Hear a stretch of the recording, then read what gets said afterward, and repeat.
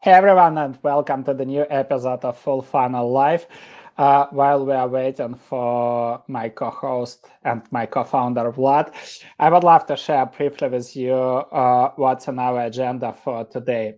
As we promised, we are going to talk about using signals in account-based marketing programs, sharing different examples of how to leverage these signals properly.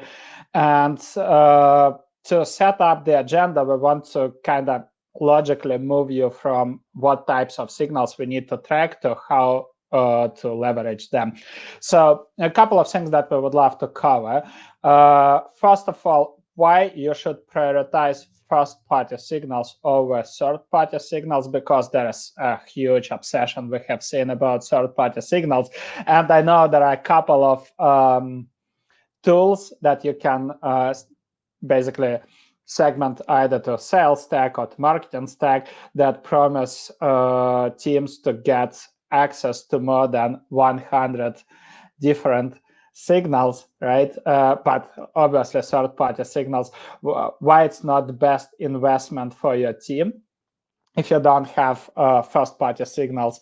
Then we're going to talk about value-added activities that are aligned with the type of the signal and the level of intent that signal demonstrates, right? Because the most common mistake here is treating every signal as the buying intent, which is absolutely not true. And lastly, why third-party data is only as valuable as your existing account engagement. That being said, I'm again broadcasting from sunny Spain. Let me know, guys, where you all join us from in the chat. I saw Alan, Adrian, Barry.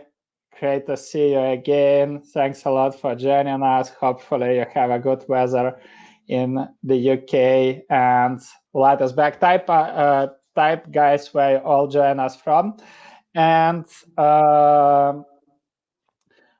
we can kick it off. As always, feel free to ask your questions in the chat or better in the Q&A section. We'll make sure that we're going to cover all of them. Martin, hello, or hola, whatever you prefer. Derek, Nashville, good to see you guys. Good. So while you were behind the scenes, Vlad, I just made a quick intro about the session, and I think we can immediately move to the part where we are going to discuss the difference between first-party signals and third-party signals, and also why first-party signals are way more important than the third-party signals. I will share my screen, and then we basically can have a discussion around it.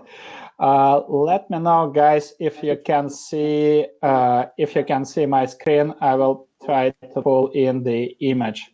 Let me know in the chat if you can see the screen, please. I think the first difference here is that the first-party signals are the signals that are coming from the direct engagement target accounts, right? This would be the website and conversations your sales team is having with the buying committee members. This could be whatever, not the the tactic that kind of got a bad light in the marketing space with downloading the gated content, which is not always a bad idea. The bad, what is rotten about this is the further processes. But anyhow, content download, event signups for your newsletter, engagement with the content, engagement with the content that you publish on social platforms, engagement with the ads, right?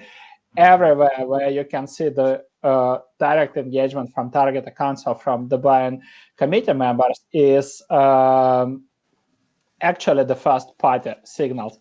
And on contrary, Vlad, maybe you can share the difference. Oh, sorry, I will need to pick up another screenshot. What's the difference with the third party signals? Absolutely. So essentially, when you look at the first party signals is engagement with your brand.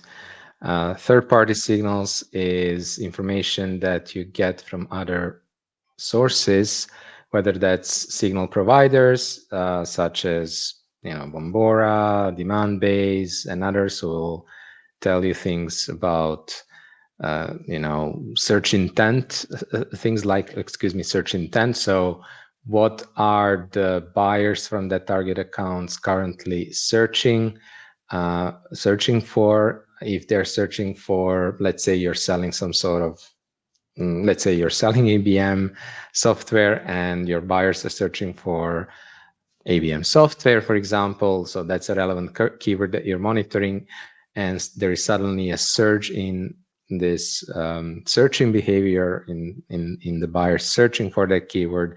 Well, that is a third-party signal, a classical one, where you will see the most information about.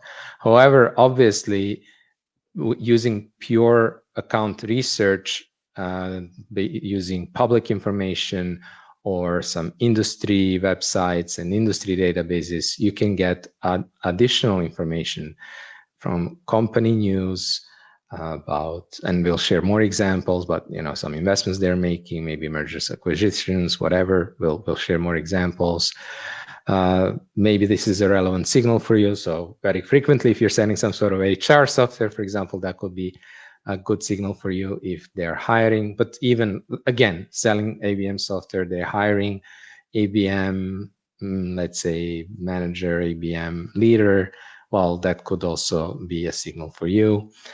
Changes in management could be another signal.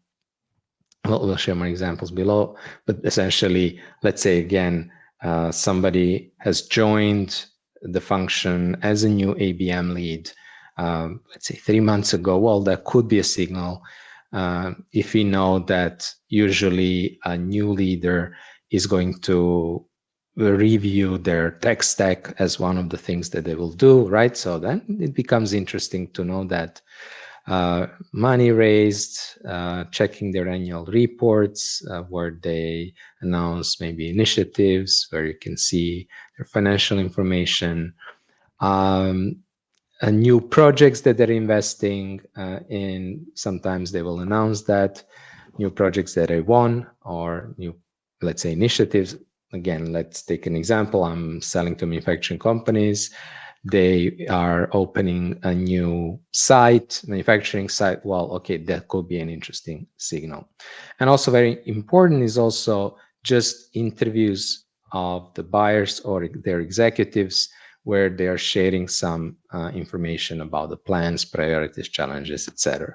Now, just wanted to take a step back from going into these examples that I shared here of the third-party signals and kind of like just like what is the difference between the first and the third-party signals? Why should we care? And by the way, we didn't mention this, but there are also second-party signals, which is to say companies such as, for example, G2 will offer you, so G2 is a directory of the different solutions, and they also sell intent data.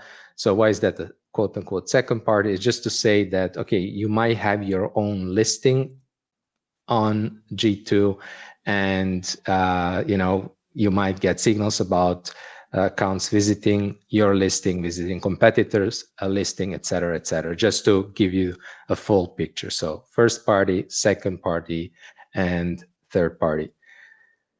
What is the problem with only looking at the third party signals, which is what a lot of companies will do? The problem is that these third party signals, usually this information is available to everyone. Well, first of all, everybody, all your competitors, maybe direct competitors, but also other companies who are selling to the same buyers might be looking at similar signals, not all the same, will use these signals. And basically anybody who, let's say, has an account with Demandbase or other providers, ABM providers like that, will be looking at those signals and will be reaching out based on those signals. And unfortunately, the way that the majority of people will be reaching out will be, hey, I saw you raised, can we have a meeting about my product, right? And when the buyer receives a lot of outreach messages like that, again, it doesn't really change much from the usual way that buyers receive outreach. So again, many of the similar messages, and they start to ignore this, right? And the first party signals are your own, and they indicate brand awareness usually, and indicate potentially also some interest, right? And are unique to you, right? So your competitors don't have those. So I think the two key points are your competitors don't have access to your first party signals, and they can be stronger because one thing is somebody searching for some information about your category, versus somebody visiting your website, checking out high intent pages, etc. It's just they are already checking you out and considering to include you. Well, whether they will include you in the consideration set, the signal is much stronger. So that's the overview of the different levels of signal. Would you like to add something to that or move on to the next? I would just love to summarize everything and maybe make a first point on the leverage and first party and third party signals, right? If you look holistically, then on third party, everything what we have just discussed means in practical that third party signals could be used as initial account qualification criteria when you select accounts, raised money, hiring for specific positions, purchased a specific technology, whatever, right? That could be used as initial account qualification. Next, the signals don't tell you anything about the current stage of the buyer journey. As we spoke, there is a false assumption that every signal means the buying intent. It's absolutely not true. They just tell you that this account could be a good fit for you, right? But it doesn't mean that the account has an active project that you can basically sell to. And the second leverage of third-party signals is basically using them as timely outreach for the connected and engaged accounts, right? When you have an existing relationship with these accounts, that could be an additional value. While the first party intent demonstrates you the stronger intent, and indeed these are the signals that you can use to separate let's say ICP feed accounts to ICP feed engaged accounts, right? You define the engagement threshold, which in a nutshell means that you can call these accounts when they're aware. They know about you, your product, etc. And that means that these companies are likely to engage with your ABM message and with your ABM playbooks, right? They are likely to engage with either sales outreach or marketing collateral that you put. So this is the key.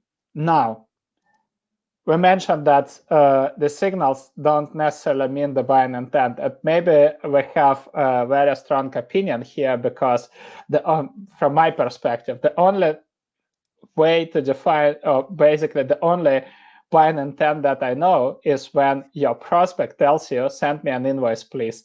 This is the only buying intent that I know, but maybe everybody has different take on this. Anyhow, jokes aside, if these signals don't mean the buying intent, what do they mean? And how can we build the playbooks aside from the already infamous I saw? It's so funny because quite often I see posts about different outreach and engagement tactics on LinkedIn, and almost every script starts with I saw. If you'll go to Clay or other let's say tools that will enable you to write kind of semi-personalized emails based on the collected input, you'll see that the first input AI will give you, I saw you, right? And then we were kidding about this. I said, okay, probably you have pretty good eyes, right? if you spotted this. But jokes aside, this became a new cliche. So everybody literally uses this in the outreach. And what's happening right now is, like, years ago we saw the decline in outbound replies and the performance of like fully automated mass outbound based on these insights, right? I'm not saying that outbound doesn't work, but let's say generic outbound doesn't work. And what's making it even worse is that these buyers, when receiving more and more the same types of messages, what Vlad said, they are likely to ignore it at all. So in the second part, basically what we want to discuss is giving you a few examples on how to understand the level of intent these signals demonstrate, a couple of playbooks, and then how to build a holistic playbook for marketing and sales. So let's switch to that part. Okay. I will share maybe the overview or the dashboard with the signals, and you can. Yeah. So a big problem is in a lot of companies is that there exists an account blindness, and that is to say, there is information about the accounts is siloed in different systems. It's not integrated. So you may have, let's say, your account, we mentioned like first-party signals, they have followed the webinar, and I've seen cases where this even just doesn't even come to HubSpot or whatever marketing system you're using. It just remains in the Zoom, whatever registration database. Obviously, you want to have that information next to the account. Very frequently, we might have, like, based on how a lot of these tools work, especially like Marketo and HubSpot, etc., they will collect these engagement signals or these activities that your buyers have engaged with as contact level information and will not bring it under your account. You definitely want to see all of that information merged into one view, so like 360 view of the account, if you will, right? So where you are actually able to see all of this information, because if you see one piece of information, let's say there is a surge in ABM, there's looking for ABM solutions, for example. That is one piece of the puzzle. If you don't know anything else about that account, you can start making your assumptions, and your assumptions are likely, there is always a chance of making a wrong assumption there. But if you also know that, okay, there is a surge in that search, oh, by the way, they are looking to hire somebody, or they've just recently hired somebody to lead their ABM initiative. Oh, and they're also checking out our, let's say, ABM case studies. Now the picture becomes maybe what, let's say this happens to our brand. So we see that a target account is engaging with us, has visited maybe some of our webinars about ABM, or is reading our case studies. We know that there is a surge. Maybe they're looking for ABM software, and we have that information. And we have, like I said, maybe a new person has joined to lead the ABM initiative. Now, piecing all these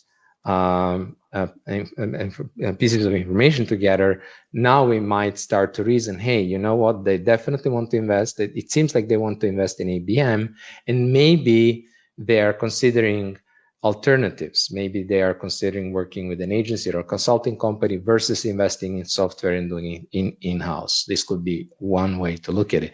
If you only had the information about that ABM software surge, you would have made a different conclusion, right? So obviously you don't want to miss this information, which happens in a lot of companies. I remember once I was working with a client, and we were looking at the target account, and this target account was disqualified. But the reason we looked at them and checked them out was that we saw that a leader, a CTO, was visiting a webinar about the topic from a competitor. We saw it on LinkedIn, because you can see like who is visiting their events, was registering for the events on the relevant topics. So this was like one signal, if you will. Then we checked out that account and we saw two more signals. Well, first of all, we saw that this was an account that had a closed lost deal. So we had a conversation with that account like a year ago, approximately something like that, maybe less than a year ago. The conversation went nowhere. They decided to mark that deal as closed lost. So nobody was looking at that account, in other words, like, oh, we know they're not looking. But when you combine that with the signal of, that CTO visiting webinar, and then looking also at first-party signals such as, visits to the website, which is what we did. We discovered that actually several people from that company were checking out our product pages. Now, when you combine all these pieces of information together, you can see that at the time that we spoke to them, it wasn't the right time. It was too early in the process. But now there is like this surge of intent, surge of interest. They're even checking us. And we actually even have that previous relationship with somebody in that account. But because of this, exactly because of this account blindness, we didn't see. Well, I mean, our clients wouldn't see that. We only saw it because we were basically looking at it. All right, so how do you avoid this blindness? It can be as simple as, depending on whether you have access to solutions such as demand-based, which you see here on the screen, where you can create a really holistic dashboard with different information. Maybe, Andrei, because it's a little bit difficult for me to read, you can take I know. dashboard. I can navigate everybody. The key points, and thanks a lot for bringing this. We just use demand base as an example because they have. But this is where so it's not sponsored episode. Let's put it like this. So this is the only solution that we saw so far in the market that gives a holistic overview. Because here is the problem: most of the signals, they are sitting in different systems on different platforms, right? And quite often they're in the sales notes, maybe even in the spreadsheets, etc. We try, and we are not. Our company is not ideal here as well. So currently we have Dan, who I suppose in the chat, who is helping us out, trying to set up the system to capture this from all different places. In our case, we have simplified process of collecting and aggregating these insights. But again, we are a small company, right? For all companies, and we don't have an ambition to become a unicorn, right? But coming back to all technology companies, obviously there is the revenue pressure and there are always sales targets. And that means that the teams, they must create this holistic dashboards. If we look at it, what is the most important, right? Obviously, this dashboard should include the basic information. I will try to scroll it. The basic information about the company, right? And why this company is a good fit. Next, overview of the firmographics criteria, right? Why this company is even qualified. And this kind of maybe third-party signals like hiring, raising money, whatever, right? The information that tells you that this account is the perfect fit. Also, it's good to keep somewhere a note about when these records were created, right? Just to keep the freshness of this. Next, what's important is to have an overview on the contact level, because I think sometimes what companies are missing, they are either tracking signals on account level or on the personal level. But in nutshell, what we know, when the signals are happening on the contact level, and especially if teams are used to use HubSpot, for example, they just mark these contacts as MQLs. They are not matching the signals to the account signals, right? And then the teams are missing the whole story. What's next? The first party intents, the website visits, right? What pages they were visiting, when they were visiting these pages, right? For how long they spend this time, etc. Next, intent keywords. It's optional. I'm not a big fan of tracking this, but that being said, in some projects, we have seen that when companies were searching for specific keywords, that's meant that these companies are actually in market and they have kind of an urgent need. So sometimes it makes sense to track this as well. company news, all the relevant information that you need to track, which means that it helps you to accumulate the knowledge about the accounts, the technology if that's needed, and then you have the challenges, trends, etc. You can create multiple tabs based on what's needed for you, right? Ultimately, you can potentially replicate that dashboard in HubSpot. And what we personally like to do, we create just a simple account node, which we ask both marketing and sales to keep regularly updated, right, alongside some static fields, right? But that's the key. The point is that you need to set up one unified place where you'll be sourcing only the most important signals. You don't need to track all 100 potential third-party signals. Just define a few of them that are important for you, and then set up the systems that will help you to populate it. Yeah, I know. I'm sorry that these are the screenshots. For the tool is demand-based. The platform is demand-based. So we just made the screenshots of different layers, right? But in a nutshell, this is kind of the long screen of that you need to scroll. I'm just trying to show that these are kind of the key pages. The engagement on the account level, page views, right? The engagement from the buying committee structure, top intent keywords, news, industry, and then kind of all of the overview. So this is an example maybe of an ideal dashboard that accumulates everything. But again, we're pretty conscious about that demand base is an enterprise platform, and for many companies, it's hard to get the budget to purchase these platforms, right? So then you need to make a few workarounds. And based on this dashboard, what I'm sharing is that what makes sense for you is just to define the key points, that the key signals that you want to collect, and define what should be your central, basically what should be your center of truth, right? Where all the signals are stored and qualified. That's the key. And then, the demand-based, Martin, that you shared in the chat, exactly. So when you have this in the place, and when these insights are constantly updated, then the teams can make the timely decisions on how to use it, right? Because if you have just a signal outside of the context, you can miss the market, or you can reach out to the wrong people, etc. And this is what most companies do at scale, right? But that's going opposite to account-based marketing needs, using the example that Vlad has shared. Now, I think if also feel free. Do you have experience with Dealfront?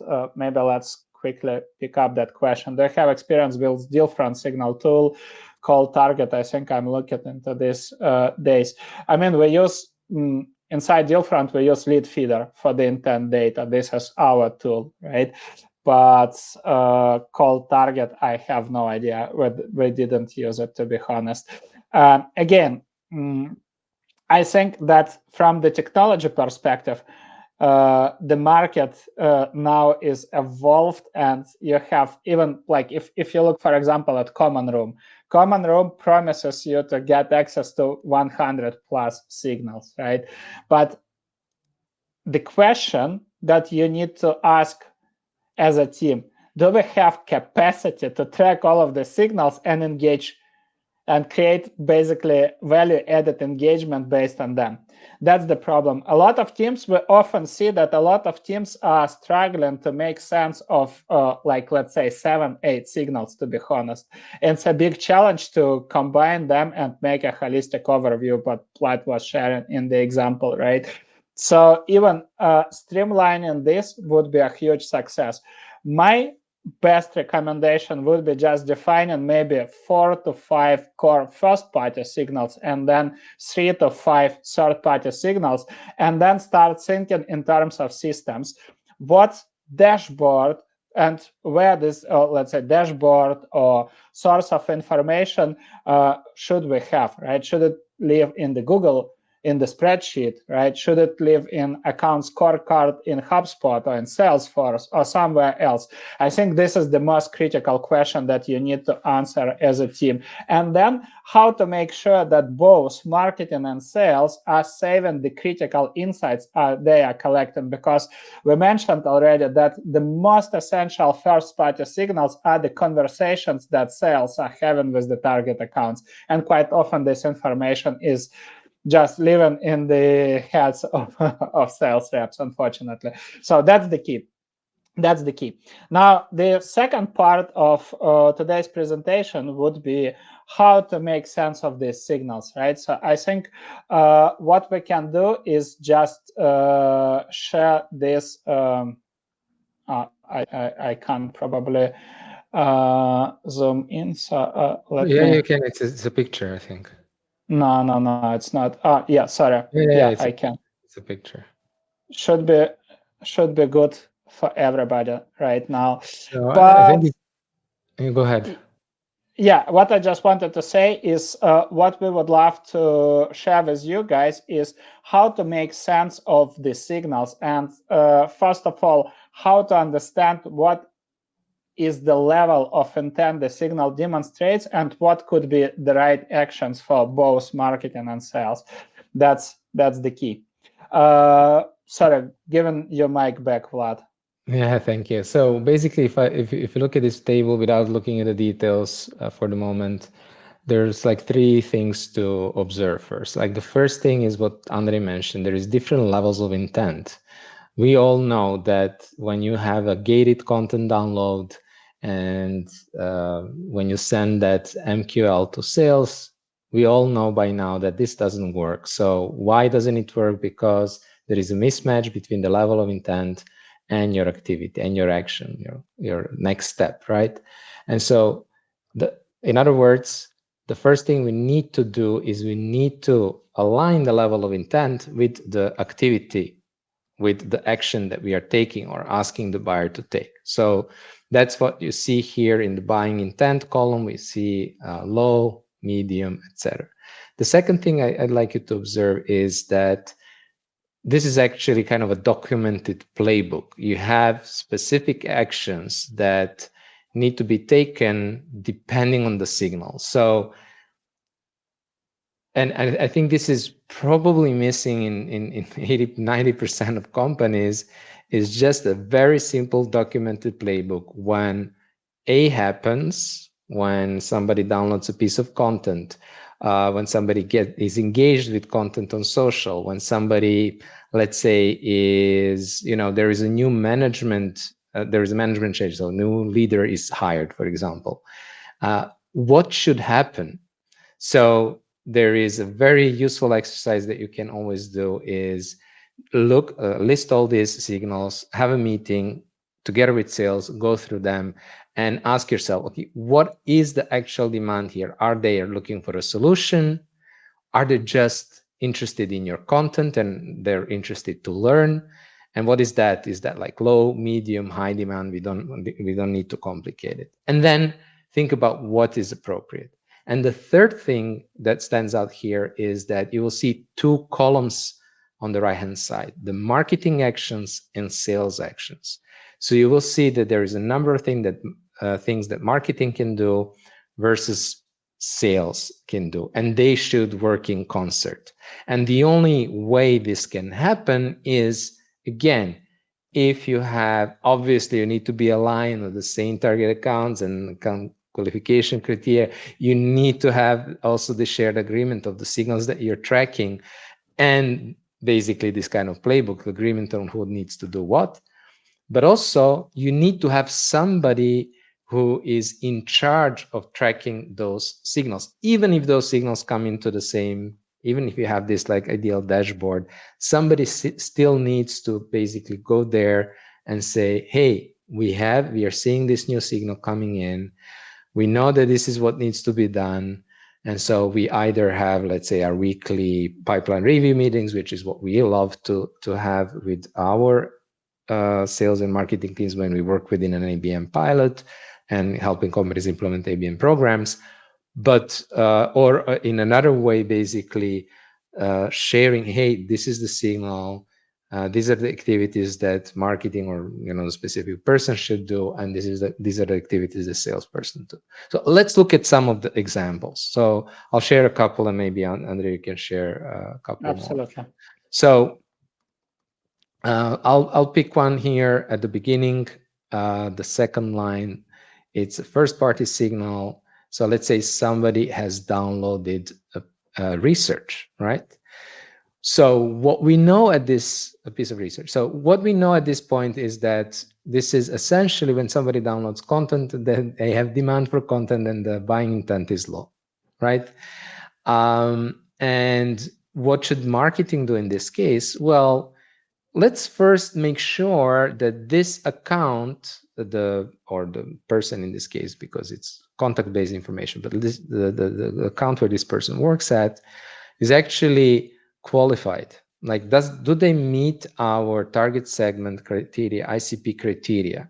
And okay, we had different podcasts where we zoomed into this criteria, but essentially, what you want to make sure is that you're only targeting accounts that you have a reasonable chance of winning or retaining over a long time. And the way that you can track those signals, the way that you can research whether they meet those qualification criteria. I think Andre mentioned this already earlier today.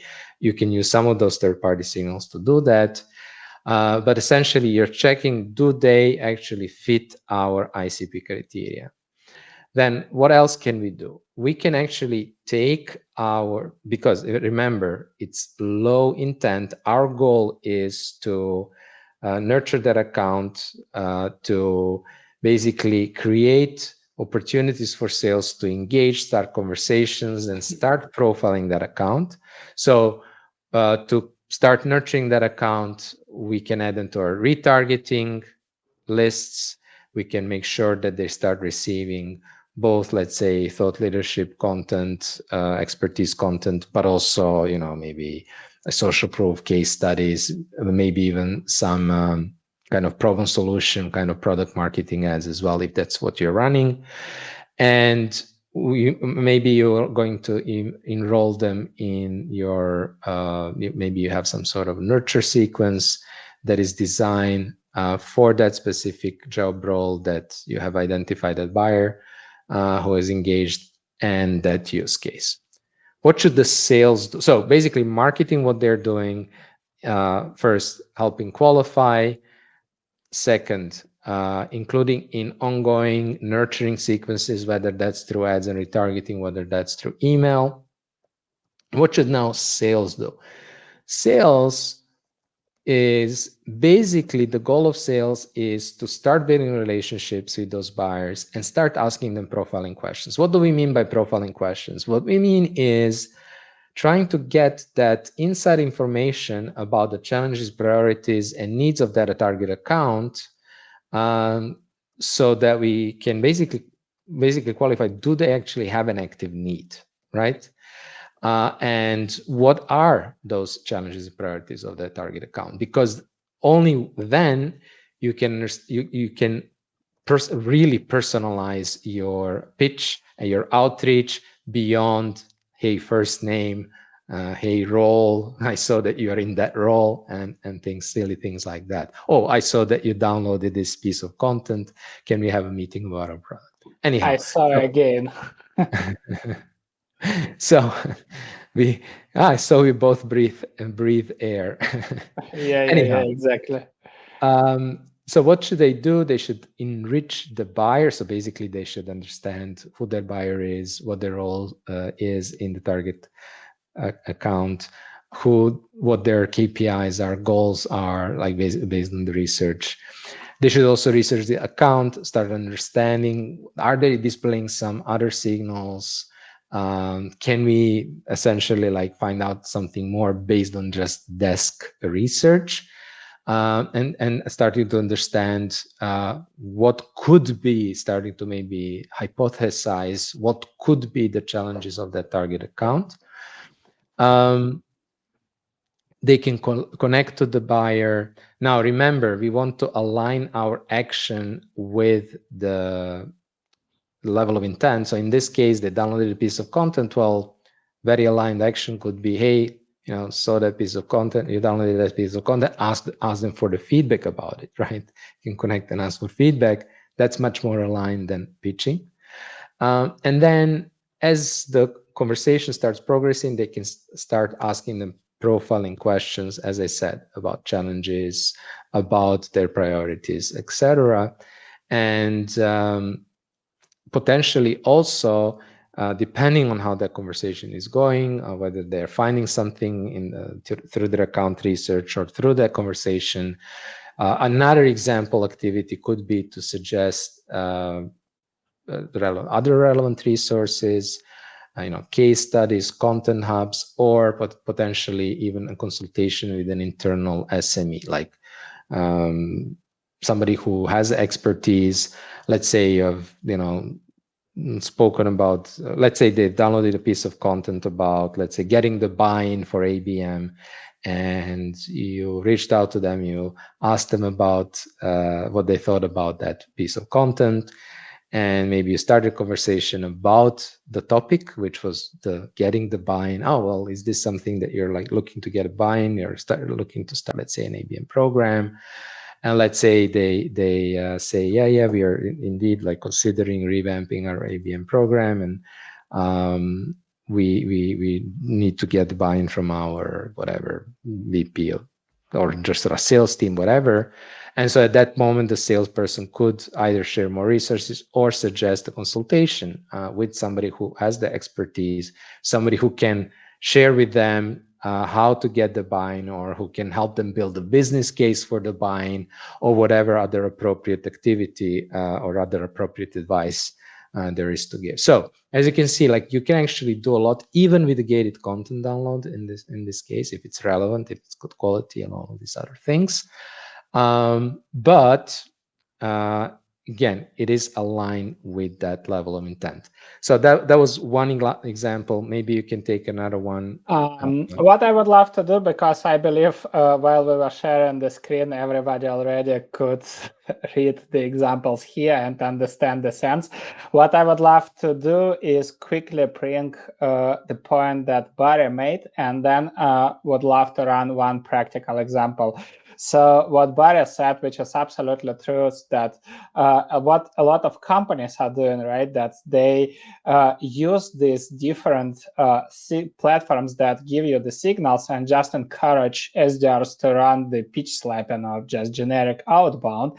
And the second problem here, right, which I believe is important to mention, that with signals is that, like, the challenge with the signals is that 40% of companies are doing research and showing signals, yet 85% end up in no decision, right? But I like the way you are dealing with this in your playbook, with actions tied to level of demand and intent.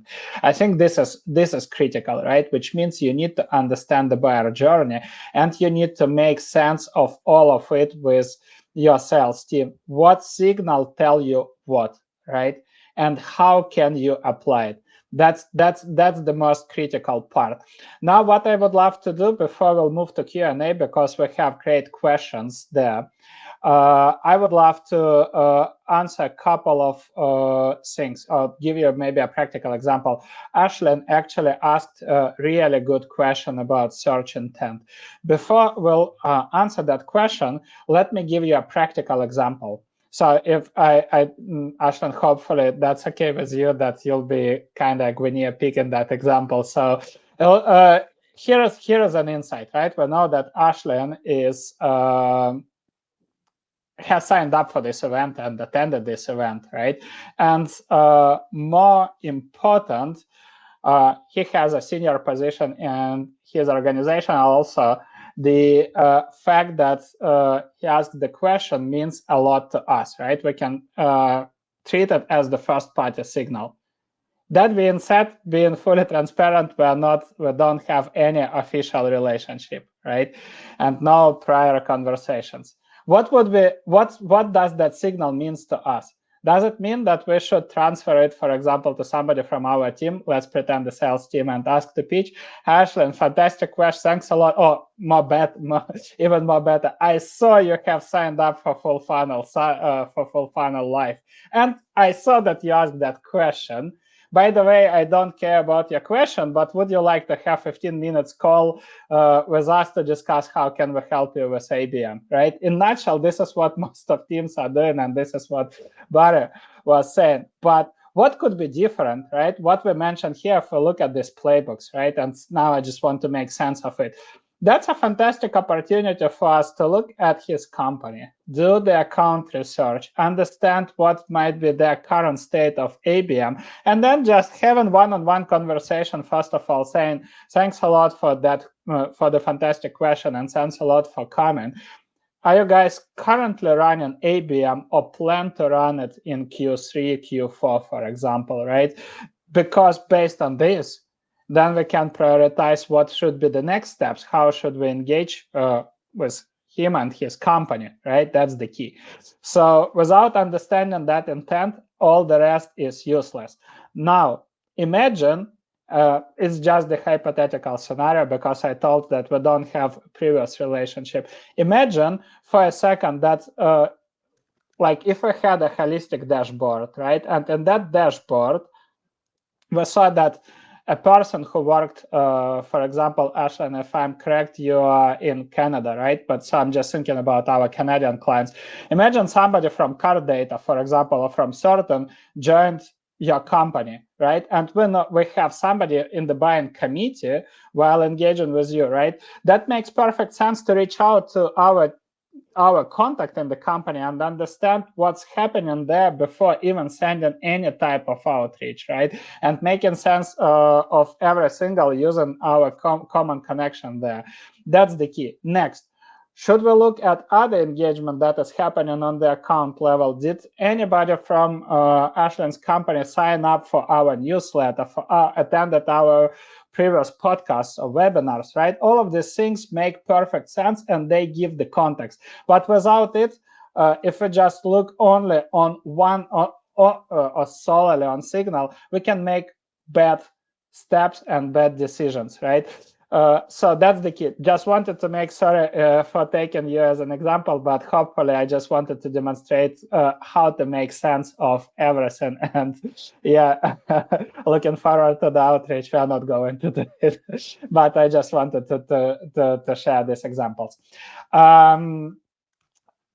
Let us know, please, in the chat if that makes sense and that explains how to look at the signals and how to match them to the level of intent and how to think about the playbooks, just whatever, provide a quick feedback. And we can take some questions from Ozer. I'm sorry if I'm not pronouncing your name correctly.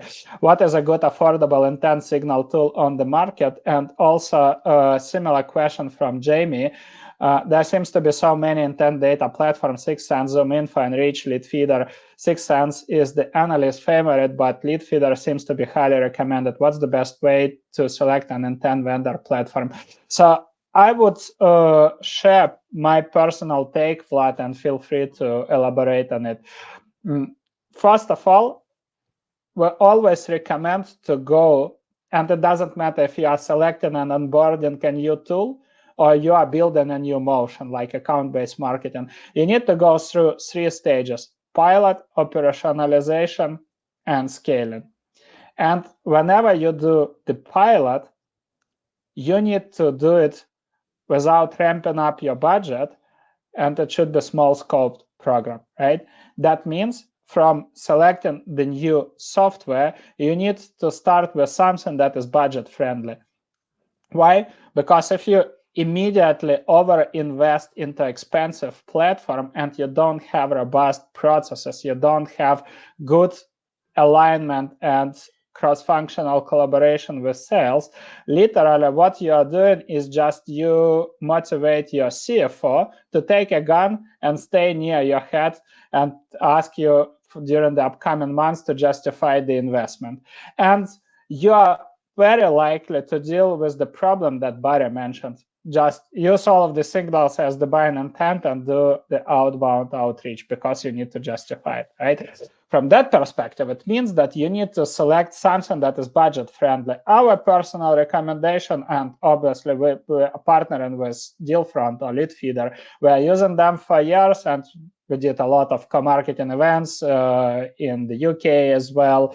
And the platform is robust. They are doing a lot of progress, and we might be a little bit biased, but they always ask our opinion on how to update the product, and they are budget friendly, right? So from that perspective, I would look at them. But that being said, the most important thing here is, first of all, which tool will fit into your existing processes?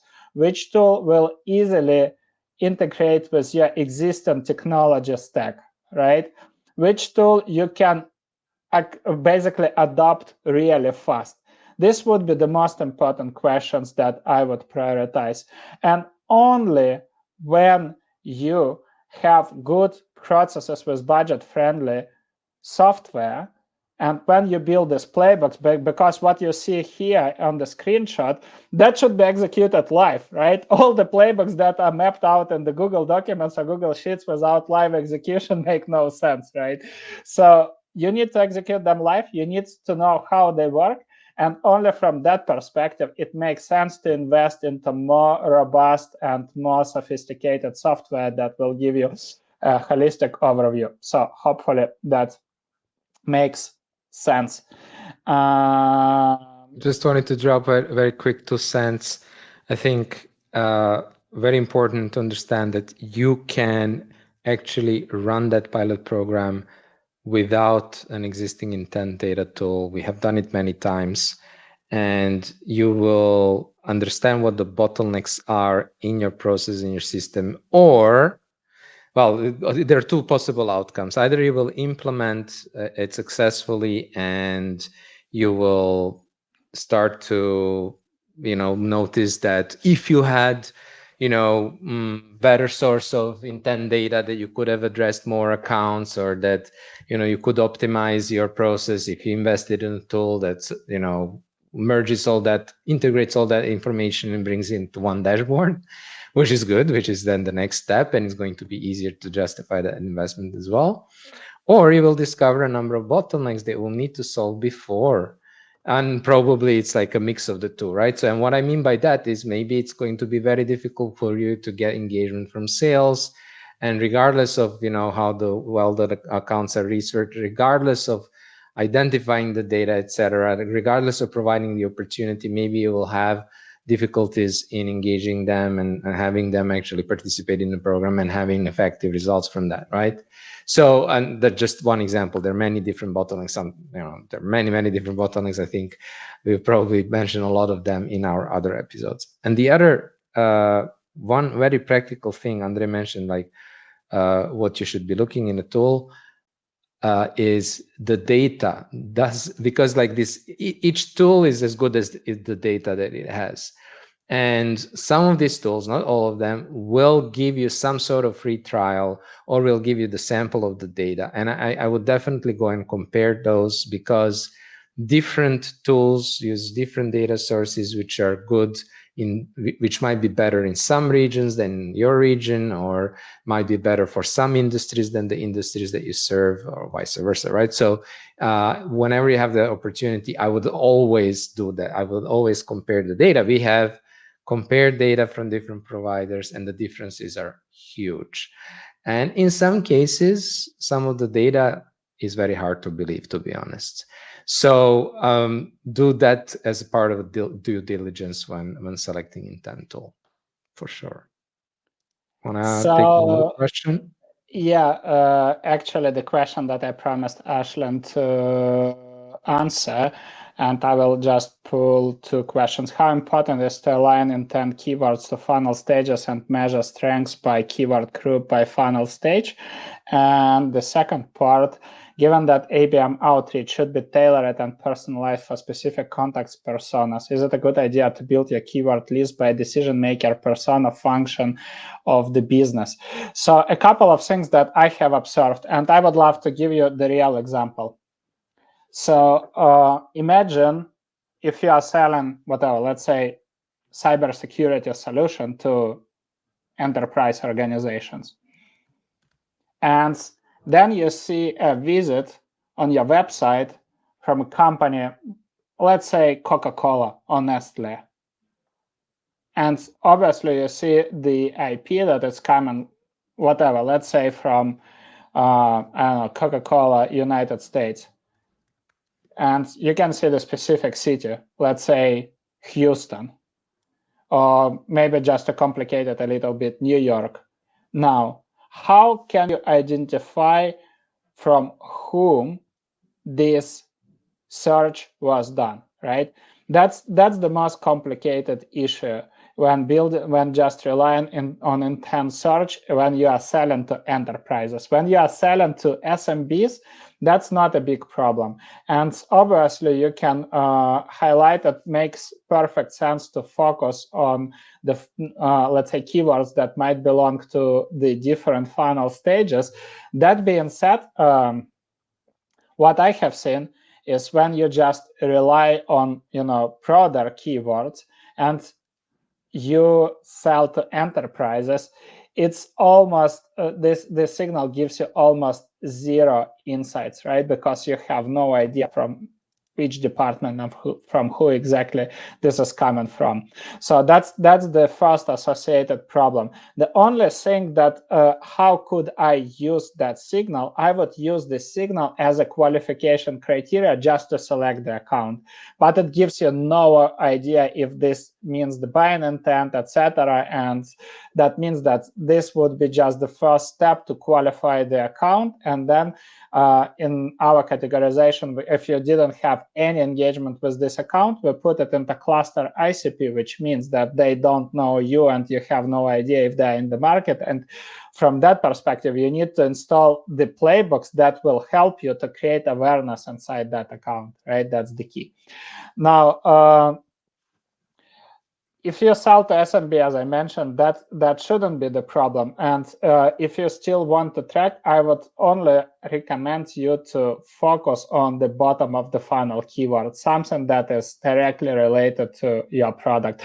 And some good combinations that we have seen in the past are the keywords that, for example, include competitor alternative, whatever, like, I don't know, like let's say we spoke about demand-based 6 cents lead feeder, whatever, you put demand-based alternative, 6 cents alternative, etc. Right? That could be a good signal for you. And yeah, also your branded search, and maybe again your brand as an alternative. So these companies might be evaluating you, on their own. So that could be a good intent, but that also makes sense to track when you have a lot of accounts in the pipeline. That would be a pretty good signal for you to track. And yeah, mostly this. So if you focus just on the bottom of the funnel, that would make sense, because if you go broader, then I mean, I would just use it as an opportunity, as just one of the account qualification and account sourcing criteria. Otherwise, you can go nowhere, right? And we did this example once with one of our clients where the sales team, they told we always track this. So I said, okay, show me your process. And then the sales rep told, okay, then I would just open this company in Sales Navigator, and I'm, okay, what's next? And I will try, because they are selling to IT teams, I'm saying, okay, what you do next? Well, I will just pick up the seniority. Obviously, they want to sell to the decision makers, right? And I would try to look for the VP, and basically they apply all these filters in Sales Navigator, titles VP, Director, Chief Plus, etc. And then we end up with like more than 1K potential buyers, already narrowed down by the region. And then I'm saying, okay, so what's next? Well, I will just maybe quickly scroll and try to define who might be the good person who might demonstrate that intent. But basically, the truth is, and we all know this, if you make the decisions based on your gut feelings, you are playing the lottery. Let's be completely transparent and honest, right? And in lottery, you rarely win. I mean, I'm sorry for kidding, but that's the sad reality.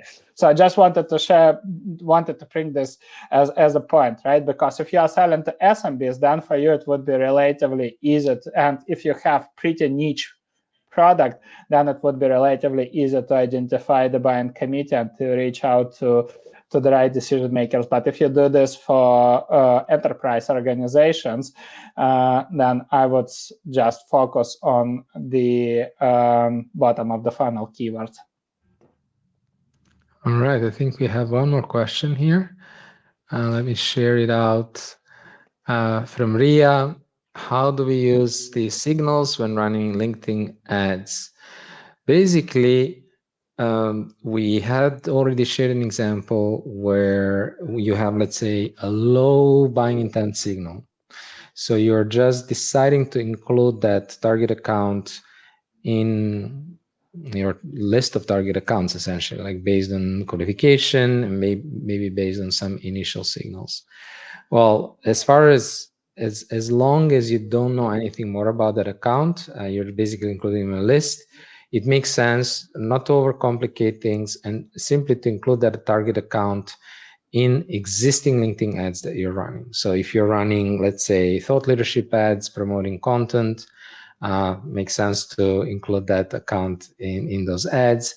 If you're running, obviously, product marketing ads, other ads that you're running, makes sense to include that target account as well. If you are kind of further down the funnel and you have very specific, you have insights about that target account, what kind of insights can you have? Well, what we know is that you typically, when you're selling into, especially like larger target accounts, enterprise accounts, etc., you will have different use cases. And what I mean by use cases, different reasons why the customers buy your solution, and it could be related to maybe different buying triggers, etc. Maybe it's because there was a recent acquisition and they're now looking to, let's say, integrate the existing, so the two different tech stacks, and that in some cases this is a good buying trigger for you when you actually are able to sell your tool, which is kind of like a more integrated solution than what exists in the market. Just one example.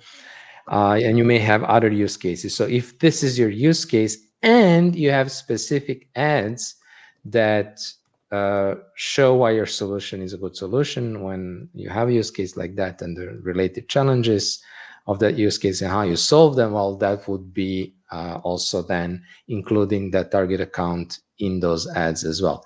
I wouldn't necessarily set up the ads just for that, because you need to have a sufficient number of accounts there to be able to even run the ads. But if you're running, I mean, at the beginning, for sure, I would start just adding accounts to the appropriate ad groups, to the ads and ad groups, adding them to the target list, so target them as well. And that's a very simple way to do it. Awesome. I think we have covered pretty much that we wanted to cover today. Thanks a lot for your feedback, guys. Happy to hear that you found it valuable, as that's the goal for this podcast. Next week, we are coming back with a new live case study, inviting another client and reflecting on the pilot ABM program that's was probably the most successful ABM campaign that we have ever done. So stay tuned. That would be a sales rep and marketing director of that company. That would be a really cool case study selling to the niche audience. We'll make the announcement next Monday, and hope to see you all. Have a great rest of the week. Cheers. Bye.